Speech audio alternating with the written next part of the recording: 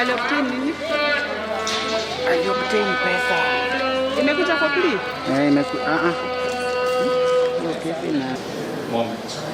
This is the way forward. Please stand up, Mr. Edwin.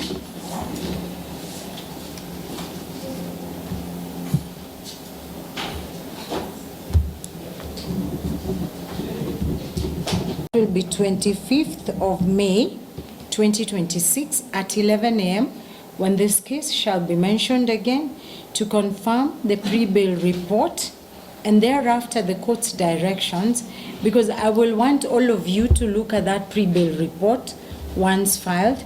I will want the prosecution, counsel watching group and the defense to sum up the report for me in addition to the submissions that you have made on the aspect of granting or otherwise of bail bond terms. And then the court will give further directions with regard to a decision being made on the same.